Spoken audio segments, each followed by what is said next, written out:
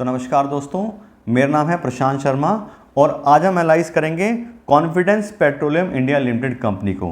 तो जैसे मेरे नाम से पता लग रहा है, कंपनी एक पेट्रोलियम की कंपनी है और कंपनी मेनली एलपीजी में काम करती है, बल्क इंपोर्ट करके और इंडिया में डिस्ट्रीब्यूट करती है।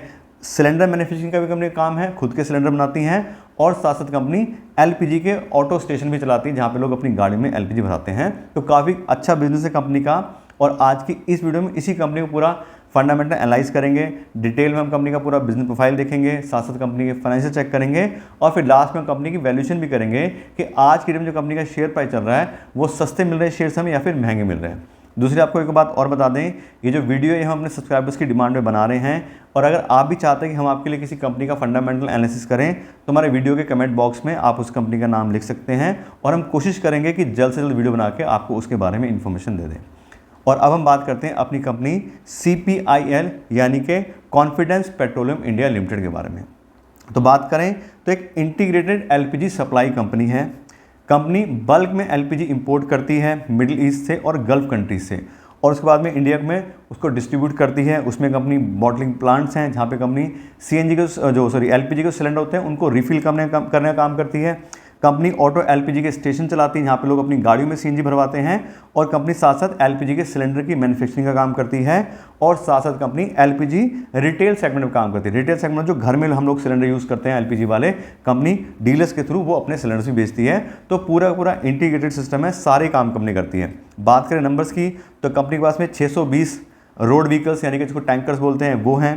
उसके अलावा 68 कंपनी के पास में LPG बॉटलिंग के प्लांट हैं all over India. 250 auto LPG station company run करती है। 15 कंपनी के पास में LPG स्टेशन जो सिलेंडर हैं उसके मैन्युफैक्चरिंग प्लांट्स हैं। 2000 LPG डीलर्स हैं जिसके साथ कंपनी काम करती है और अभी कंपनी LPG के साथ साथ CNG में भी आ गई है और कंपनी ने CNG के स्टेशन भी बनाने शुरू कर दिए हैं। तो कुल मिलाकर बात करें तो कंपनी काफ़ी अच्छा बिजनेस होल्ड करती है और टोटल कंपनी LPG और CNG मिला के टोटल 5 बिजनेस सेगमेंट में काम करती है। और अब हम डिटेल में इन बिजनेस सेगमेंट के बारे में बात करते हैं। तो सबसे पहला हो गया ऑटो LPG सेगमेंट जिसमें कंपनी स्टेशन बना के जो लोग गाड़ी में LPG भरवाते हैं उसका काम करती है। बात करें तो इंडिया की लार्जेस्ट प्राइवेट सेक्टर कंपनी है। ज़्यादा देखें तो इस तरह की जो पेट्रोलियम कंपनी है ज़्यादातर वो सरकारी, जैसे हिंदुस्तान पेट्रोलियम है और IOCL है, इस तरह की कंपनी है। लेकिन बात करें तो प्राइवेट सेक्टर के अंदर इंडिया की सबसे बड़ी कंपनी है और कंपनी का जो ब्रांड है वो है गो गैस। जो गो गैस वाले जितने भी आप देखेंगे CNG LPG के स्टेशन हैं वो इसी कंपनी के हैं। और बात करें तो कहाँ कहाँ पे इनके स्टेशन हैं तो इनके स्टेशन ज़्यादातर कर्नाटका, तमिलनाडु, तेलंगाना, आंध्र प्रदेश, महाराष्ट्र, राजस्थान, मध्य प्रदेश, वेस्ट बंगाल, यहाँ पे ज़्यादा स्टेशन है। और टोटल मिला के बात करें तो 250 से ज़्यादा कंपनी जो है अपने ये ऑटो LPG के डिस्पेंसिंग स्टेशन रन कर रही है। फिर दूसरा सेगमेंट में बात की थी LPG रिटेल सेगमेंट, इसमें कंपनी घरेलू गैस के लिए और कमर्शियल यूज़ के लिए सिलेंडर में LPG भर के बेचती है। तो इसमें कंपनी जो बात करती है इसमें भी कंपनी के पास में गो गैस और गो एलिट के नाम से जो है ये ब्रांड है और 12 किलो से लेके 33 kg के इसके सिलेंडर आते हैं। और इसमें पहले बात की थी 2000 कंपनी में डीलर्स हैं जिनके थ्रू कंपनी अपना ये सारा LPG का जो रिटेल सेगमेंट है वो रन करती है। और अभी कंपनी ने शक्तिमान सिलेंडर लॉन्च किए हैं जो 425 किलोग्राम LPG उनके अंदर आ जाती है और ये इंडस्ट्रियल यूज़ के लिए, तो ये भी काफ़ी अच्छा इन्होंने एक तरीके से देखें तो नया सेगमेंट अपना बना लिया है LPG जो मतलब बड़ी बड़ी इंडस्ट्री में यूज़ करना चाहते हैं उसके लिए। उसके बाद करें कंपनी की बॉटलिंग डिवीज़न की तो कंपनी के पास अभी 68 के आसपास LPG बॉटलिंग प्लांट्स हैं जो अक्रॉस द कंट्री हैं, मतलब हर जगह अवेलेबल है, पूरे ऑल ओवर इंडिया में डिस्ट्रीब्यूशन अच्छे से इनका रखा है। और बात करें तो इसमें भी कंपनी जो है ये लार्जेस्ट बॉटलर है प्राइवेट सेक्टर की। वही बात हम बार बार कर रहे हैं कि सरकारी कंपनी तो ऑलरेडी LPG में काफ़ी सारी हैं, लेकिन अगर हम बात करें प्राइवेट कंपनीज़ की तो सबसे बड़ी प्राइवेट कंपनी है जो बॉटलिंग डिवीज़न में काम करती है।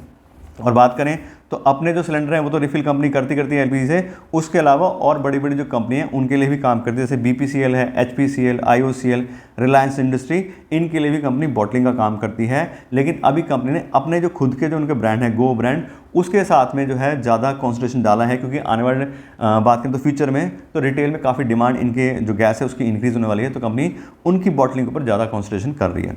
फिर बात करें कंपनी के सिलेंडर डिवीज़न की तो LPG की जो सिलेंडर मैन्युफैक्चरिंग कंपनी करती है उसमें भी कंपनी लार्जेस्ट प्राइवेट सेक्टर की कंपनी है। तो लगभग हर एक सेक्टर के अंदर काफ़ी बात करें तो एक लीडरशिप कंपनी होल्ड करती है।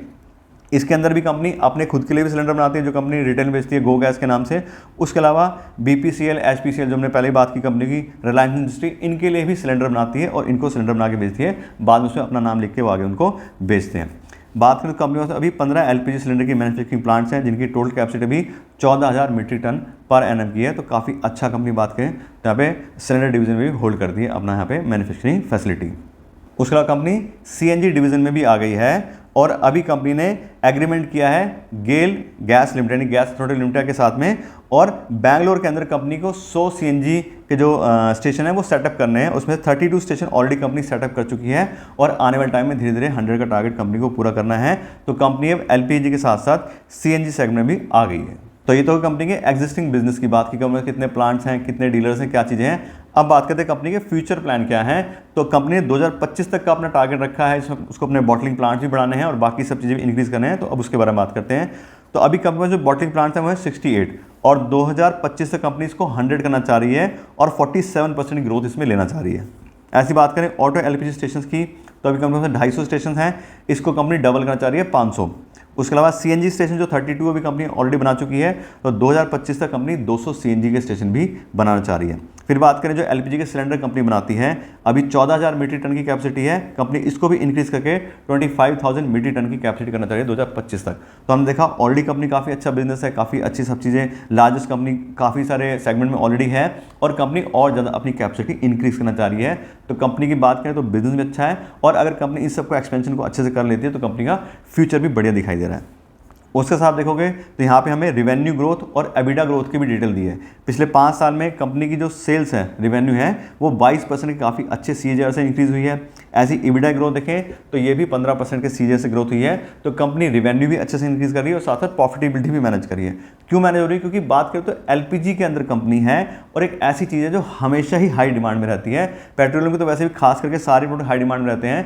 तो इससे बात करें तो कंपनी के रिवेन्यू अच्छे से इंक्रीज हुए हैं और साथ साथ प्रॉफिट भी इंक्रीज हुआ है। साथ में देखिए कंपनी का रेवेन्यू ब्रेकअप, तो अभी क्योंकि एलपीजी में ही ज़्यादा बिजनेस कंपनी करती है तो 88% रेवेन्यू कंपनी को एलपीजी से आता है, 11.6% कंपनी को सिलेंडर मैन्युफैक्चरिंग से आता है और सीएनजी अभी नया स्टार्ट किया है तो अभी उसका भी डेटा आ जाएगा। तो थोड़े बहुत टाइम में सीएनजी भी कंपनी को काफ़ी अच्छा रेवेन्यू आना शुरू हो जाएगा।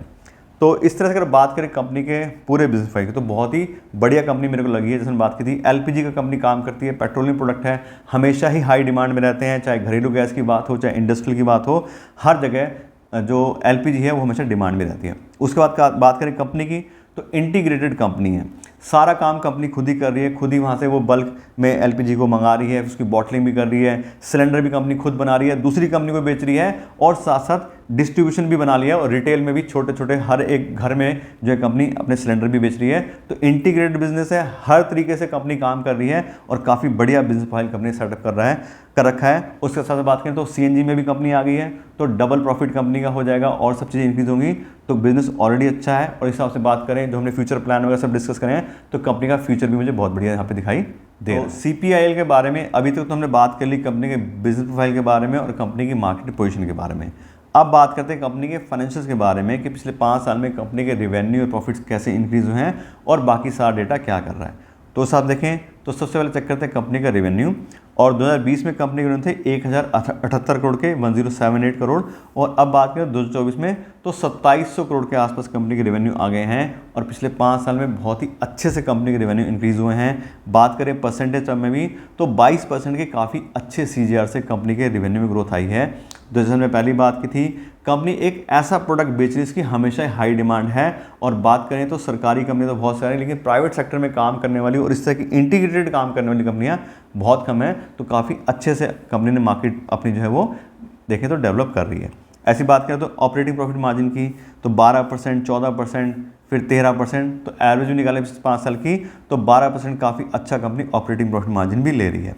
ऐसी बात करें नेट प्रॉफिट की तो 2020 में सिर्फ 52 करोड़ का यहाँ पर देखें तो नेट प्रॉफिट था और अब 2024 में 105 करोड़ हो गया है। तो डबल प्रॉफिट हो गया पिछले 5 साल में। यहाँ पे देखें तो 19% काफ़ी अच्छे सीजीआर से कंपनी ने अपने प्रॉफिट को भी इंक्रीज़ करा है। उसके बाद करें कंपनी के फ्री कैश फ्लो की, यहाँ देखें तो 2020 से लेकर 2023 तक कंपनी लगातार 4 साल नेगेटिव फ्री कैश फ्लो में रही है और 2024 में अब 263 करोड़ रुपये का कंपनी को पॉजिटिव फ्री कैश फ्लो मिला है। तो कंपनी अभी फ्री कैश फ्लो होल्ड नहीं कर पा रही। उसका जो मेन रीज़न मुझे लग रहा है वो ये कि बार बार कंपनी को अभी कैपिटल एक्सपेंडिचर करना पड़ रहा है, इसलिए कंपनी को बार बार अपना पैसा जो है वो वापस री इन्वेस्ट करना पड़ रहा है और फ्री कैश फ्लो अभी अवेलेबल नहीं है। लेकिन बात करें तो जिस तरह कंपनी प्रोडक्ट बेच रही है और जो भी कंपनी का एक्सपेंशन प्लान है, तो उस हिसाब से अभी positive negative free cash flow ही कंपनी के रहेंगे। और अगर हमें इस कंपनी में खास करके इन्वेस्ट करना है तो कम से कम 5 से 7 साल का हमें होरिजन लेके चलना पड़ेगा, क्योंकि अभी कंपनी के जब कैपिटल एक्सपेंडिचर होंगे तो खर्चे बढ़ेंगे, जो ऑपरेटिंग कॉस्ट है वो सब चीज़ें भी थोड़ी इंक्रीज हो सकती हैं, तो अप डाउन हमें कंपनी में देखने को मिल सकते हैं। तो अभी company free cash flow hold नहीं करती है, लेकिन जब चीज़ें एक्सपेंशन वगैरह सब चीज़ें हो जाएंगी, क्योंकि काफ़ी ज़्यादा कॉस्ट लगती है इन सब चीज़ों में, और शायद आने वाले 5-7 साल में फिर कंपनी अच्छे से स्टेबल हो जाए और फ्री कैश फ्लो भी अच्छे से मैनेज करने लग जाए। ऐसी बात करें डिविडेंड पे आउट परसेंटेज की, तो अभी ज़्यादा कंपनी के पास में देखें तो फ्री कैश फ्लो अवेलेबल वैसे भी नहीं है, तो कंपनी अभी ज़्यादा डिविडेंड पेमेंट नहीं कर रही है और अभी अपने बिजनेस एक्सपेंशन में ही वो ज़्यादा जो है ध्यान दे रही है। उसके बाद करें कंपनी के डेट बाय इक्विटी रेशियो की, कंपनी ने कितना लोन लिया हुआ है और अपना कितना पैसा इन्वेस्ट किया, तो कंपनी यहाँ पे डेट बाय इक्विटी रेशियो 0.54, यानी कि कंपनी थोड़ा हाई डेट ही होल्ड करती है, मतलब 54% डेट है, 100% इक्विटी अगेंस्ट। अब उसका भी जो मेन रीज़न है वो वही है, कंपनी को बार बार एक्सपेंशन करना है अभी, तो ज़्यादा पैसा उसको चाहिए, तो वो लोन भी लेके काम कर रही है। तो जो भी कंपनी अगर कोई लोन लेती है तो थोड़ी वो रिस्की कंपनी बन जाती है। लेकिन जैसे मैं आपको अपनी एक पर्सनल एडवाइस बताऊं, तो कंपनी का जो प्रोडक्ट है वो मुझे अच्छा लग रहा है, तो इसलिए मुझे ज़्यादा पैरामीटर हैं सारे ये बहुत ज़्यादा नेगेटिव नहीं लग रहे हैं, क्योंकि आने वाले टाइम में कंपनी अच्छे से चीज़ों को मुझे लग रहा है कि कवर कर लेगी। हो सकता है मैं गलत हूँ, मैं ये नहीं कह रहा कि 100% चीज़ रहेंगी, लेकिन कंपनी का प्रोडक्ट अच्छा है और साथ साथ एक ऐसे सेक्टर में जहाँ पे कैपिटल एक्सपेंडिचर ज़्यादा चाहिए होता है, तो इसलिए कंपनी हाई डेट होल्ड करती है।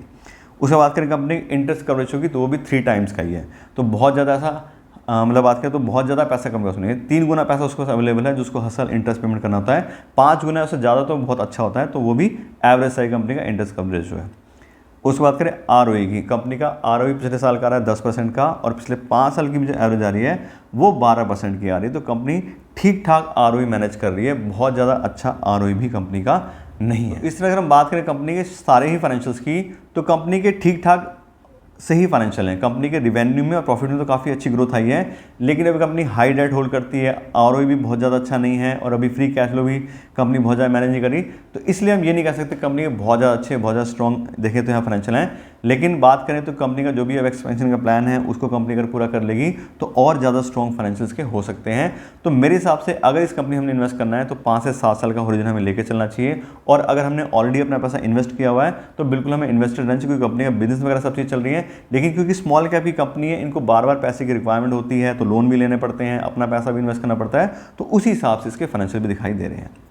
उसके बाद अब हम बात करते हैं कंपनी की वैल्यूएशन की। तो वैसे तो इस तरह की कंपनी को हम वैल्यू करते हैं डिस्काउंटेड कैश फ्लो एनालिसिस के हिसाब से, उसमें कंपनी को फ्री कैश फ्लो को वैल्यू करते हैं, लेकिन यहाँ देखें तो अभी कंपनी के पास फ्री कैश फ्लो अवेलेबल नहीं है, नेगेटिव फ्री कैश फ्लो है, तो इस कंपनी को हम प्राइस बाय अर्निंग रेशियो और प्राइस बाय बुक वैल्यू के हिसाब से चेक करेंगे, उसके हिसाब से इसकी वैल्यूएशन कितनी लग रही है। तो पहले आपको बता दें अभी जो कंपनी का शेयर प्राइस आ रहा है वो 83 रुपीज़ के आसपास चल रहा है, और इस शेयर प्राइस हिसाब से बात करें तो कंपनी एक फेयरली वैल्यू कंपनी है, बहुत ज़्यादा ओवर वैल्यूएशन नहीं है, क्योंकि कंपनी का जो प्राइस बाय अर्निंग रेशियो आ रहा है वो आ रहा है 26 का, जबकि इंडस्ट्री की जो पी बाई वो 33 की है, तो साथ देखें तो इंडस्ट्री के हिसाब से काफ़ी कम प्राइस पे शेयर मिल रहे हैं।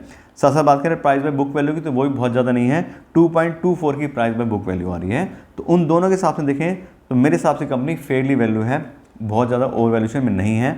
लेकिन बात करें तो क्योंकि company negative free cash flow की और थोड़ा सा कंपनी का जो डेट है वो भी हाई है, तो जो भी हमें पैसा लगाना है वो थोड़ा सा एक तरीके से हाई रिस्क में जाएगा, मतलब ऐसा नहीं है कि बहुत बढ़िया फाइनेंशियल सब चाहिए, तो थोड़ा सा हाई रिस्क में जाएगा, तो उस तरह का पैसा हम इसमें इन्वेस्टमेंट कर सकते हैं, इसमें हाई रिटर्न और हाई ग्रोथ के हिसाब से हम चाह रहे हैं, तो थोड़ा हाई रिस्क भी हमारा रहेगा। तो वही बात है इसमें पहले की थी, तो अगर आप इसमें इन्वेस्टमेंट करना चाह रहे हैं थोड़ा लंबे टाइम के लिए करेंगे तो जो भी अप डाउन आएंगे वो सब सेटल हो जाएंगे और अच्छा रिटर्न हमें मिल सकता है। और अगर आप ऑलरेडी इन्वेस्टेड हैं तो मेरे हिसाब से थोड़ा लंबे टाइम के लिए इन्वेस्टेड रहेंगे तो अच्छी रिटर्न्स कंपनी में मिल सकती है, क्योंकि कंपनी का प्रोडक्ट बहुत बढ़िया है, पूरी इंटीग्रेटेड कंपनी है, सारे काम कंपनी खुद करती है, तो उससे बात करें कोई डिपेंडेंसी ज़्यादा नहीं। हाँ, जो गैस इंपोर्ट करनी है उसकी डिपेंडेंसी है, अदरवाइज बाकी चीज़ें कंपनी की अच्छी जो है खुद की हैं, तो काफ़ी अच्छा बिजनेस प्रोफाइल है कंपनी का। तो इस तरह से बात करें तो CPI यानी कि कॉन्फिडेंस पेट्रोलियम इंडिया लिमिटेड के बारे में आपको डिटेल नॉलेज दे दी है। आशा करते हैं आपको वीडियो अच्छी लगेगी। अगर आपको वीडियो अच्छी लगी हो तो उसको लाइक और शेयर जरूर कीजिएगा, और अगर आप मेरे चैनल पर नए हैं तो मेरे चैनल को सब्सक्राइब कर लीजिएगा। Thank you so much.